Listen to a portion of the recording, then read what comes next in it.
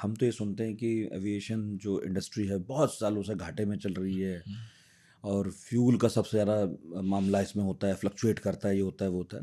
लेकिन जब भी हम जहाज़ में बैठते हैं हमें तो सीट्स भरी मिलती हैं। तो ये क्या चक्कर है कि सारी फ्लाइट्स भर के चलती हैं और एविएशन इंडस्ट्री घाटे से उबर ही नहीं रही है? देखिए, ऐसा है कि ट्रैफिक हिंदुस्तान के एविएशन इंडस्ट्री में एक ही सर्वाइवल लाइन है, और वो है ट्रैफिक ग्रोथ। हमारे यहाँ जो नंबर्स हैं, और शुरू में भी आपने कहा था, हमने भी बीच में ब्रीफली चर्चा करी, हमारे यहाँ के पॉपुलेशन देखिए, जितना यूरोप और अमेरिका मिला के नहीं है, उसकी डबल तो पॉपुलेशन हमारी घर बैठे है। दूसरी बात यह है कि पिछले 20 सालों में, 25-30 सालों में आईटी का सेक्टर है, एग्रीकल्चर सेक्टर है, इकोनॉमी की ग्रोथ जो है वो बेतहाशा हुई है और लोगों की डिस्पोजल बढ़ी है। और एयर ट्रैफिक की जो मेजर ग्रोथ आई है वो इन लो फेयर्स से आई है। लो फेयर्स का मतलब ये है कि भाई जो आपका सेकंड एसी या थर्ड एसी तक का आदमी था, वो जो है भाई एयर चलने लगा, भाई उसको 2200 रुपये ट्रेन से लगते हैं, 3500 रुपये का टिकट मिला, वो जाने लगा। और फिर उसे रियलाइज़ हुआ, एक यूज़र एटीट्यूड चेंज होता है। भाई आज आप, जब हमने 83 में एयरलाइन शुरू करी तो आदमी के पास सब कुछ होते भी वो हवाई जहाज में नहीं बैठता था। वो जो है जीप से जाता था, 4 आदमी साथ में लेके जाता था। फिर अचानक क्या हुआ कि साहब कुछ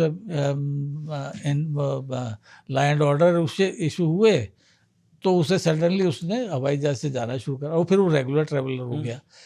तो जब वो लोगों ने उस लो फेयर के देख के, एक बार पहले होता कि भाई एक बार हवाई जहाज में उड़ कर देखें, फिर देन दे रियलाइज कि यार ये तो बहुत अच्छा, बड़ा कन्वीनियंट है, टाइम भी बचता है। टाइम इकोनॉमिक्स, पहले आदमी के पास टाइम इकोनॉमिक्स नाम की कोई चीज़ नहीं थी, भाई आराम से हुआ हो गया। हाँ, आज की डेट में ट्रेनों की आदत थी।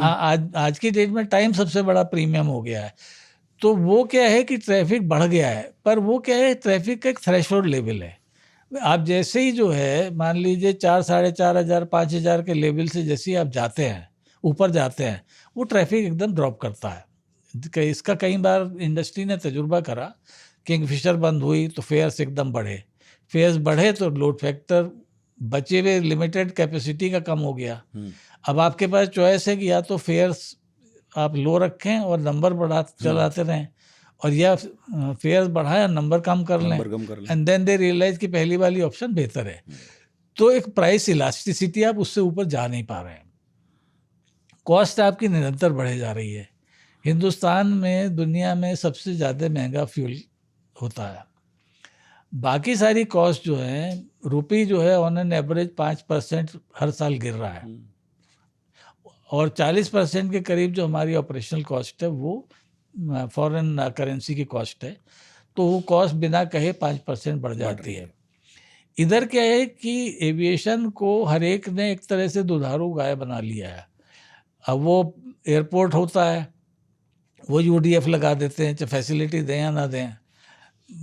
तो वहाँ पे मतलब जैसे आप देखते हैं ना कि वो सब जगह आपने वो लगा दिए हैं बैरियर, टोल बैरियर, चाहे सड़क टूटी हुई है, तो वो आदमी को तो एक्सप्लॉइट करे जा रहे हैं।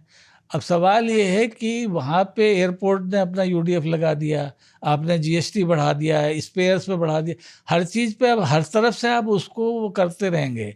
आम आदमी को तो 5,000 रुपये दिखते हैं, पर जो एक्चुअल रियलाइजेशन एयरलाइंस का है वो तो उससे 25 से 30% कम होता है। अब जब तक आप जो है उस सेक्टर को, एक तरफ आप कह रहे हैं मार्केट फोर्सेस डिफाइन करेंगे, अब आप उस मार्केट फोर्सेस का भी एक जो स्लाइस है वो ले जा रहे हैं, ना तो आप उसको वहाँ पे रियलाइजेशन लेने दे रहे हैं, जो उसमें जो जितनी इलास्टिसिटी है उसको आपने ड्राउट कर लिया, और उधर कॉस्ट बढ़े जा रही है। इस वजह से क्या है कि जो हमारी इंडस्ट्री है वो by and large loss making है।